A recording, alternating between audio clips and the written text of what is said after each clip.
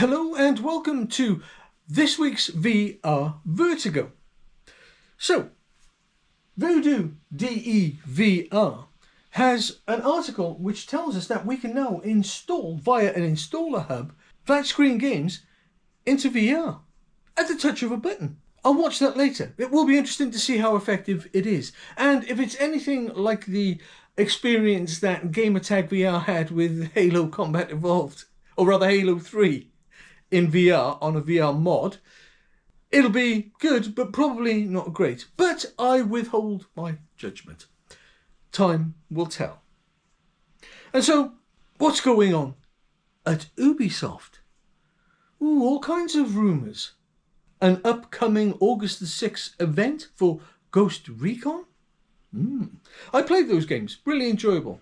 And as I was playing them, as usual, I thought, wouldn't this be absolutely incredible in VR?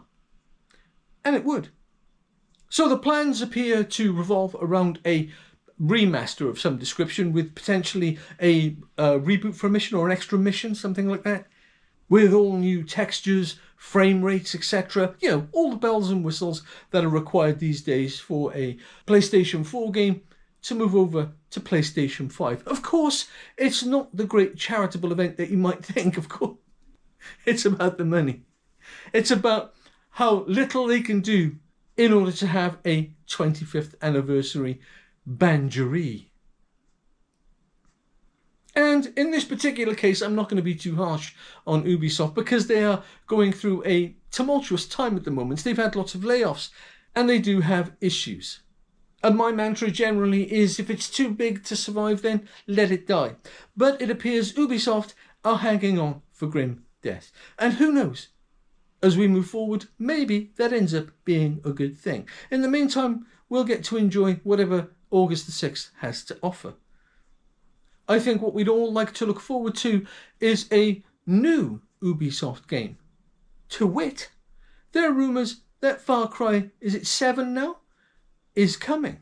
That it's going to be set in a snowbound environment. That it's going to have a heavy slant towards survivalism. Now, I don't know about you, but that sounds very welcome to me. And if there's any way at all we can get rid of the busy work in favour of different mechanics to maybe achieve the same thing, and I'm referring, of course, to, you know, the way that Assassin's Creed, you have to go up the towers and you have to do the eagle thing in order to open up the map. Well, have different missions in order to open up different areas of the map. Make these necessary mechanisms feel relevant to the story. That would be a great start. Oh, but this is a VR channel, I hear you cry. Yes, once again, you're not wrong. And so why am I talking about Far Cry 7 and potentially Ghost Recon Wildlands? Well, I've already stated that Ghost Recon Wildlands would make an incredible VR game, and it would. And Far Cry 7 is no exception.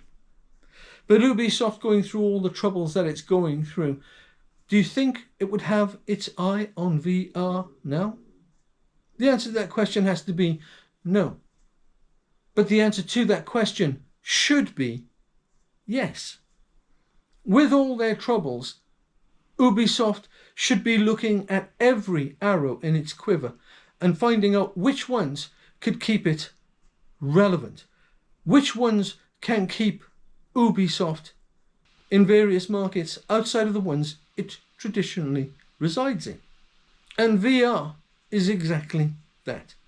The first AAA games company to take VR up on a serious level and start to announce ports or versions of its previous games in VR will have a twofold effect. Firstly, it would create waves in the industry. I mentioned this, I think, in the last video. It would really make a big noise. And secondly, it would help VR gaming. And God knows, Ubisoft right now needs every win it can possibly get, in the same vein that Sony needs every win it can possibly get. And whether they like it or not, they need to turn to VR in order to be the first to get the headlines. Anyone watching this would naturally think that Sony is the best fit for this first manoeuvre, this opening gambit. But once again, there are internal struggles and troubles. And one has to imagine that VR is pretty low on the list of priorities. But if Ubisoft spots this VR loophole, as it were, then it stands to make a massive noise. It stands to start winning. And there will be the usual backlash from flat screen gamers, of course, who are, quite frankly, a malignant lot. No, I'm only joking. You're not malignant.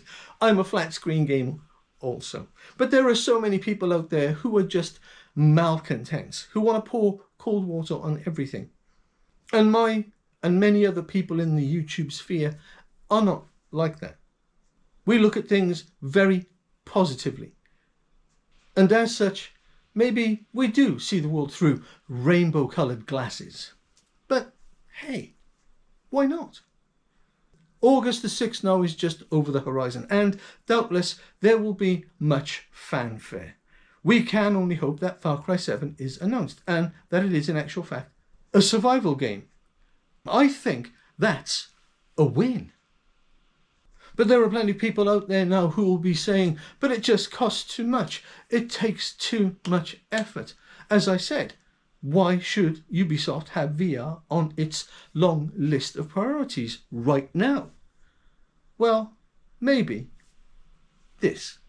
If Voodoo DEVR is telling us there's a flat screen solution to playing flat games and the work has already been done, and it actually works, then surely this is a no-brainer. I say that phrase so often, this is a no-brainer, because it's a no-brainer. The relatively small cost to benefit ratio here may not be astronomical, but it's certainly worth a first and second look.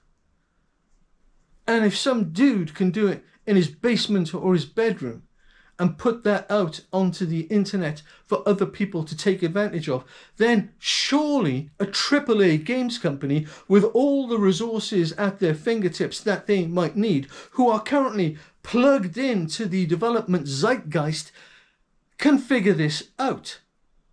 And yet, here, this vast back catalogue of games from AAA games companies lies underutilised.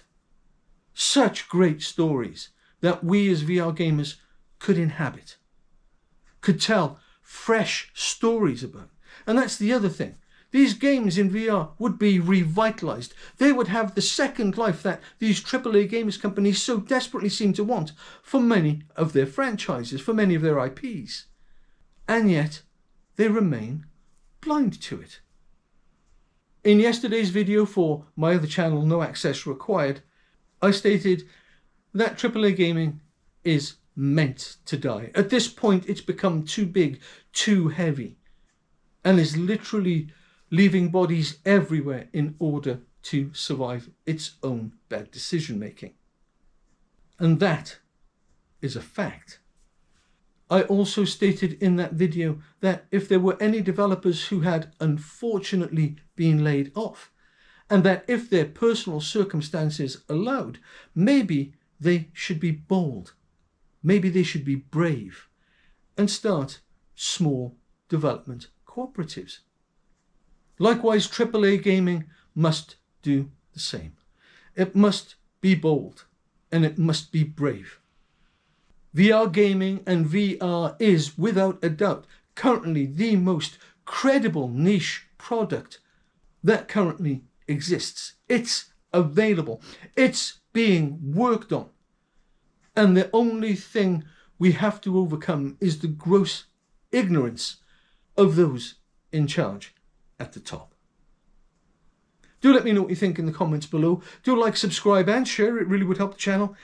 And until next time, bye bye.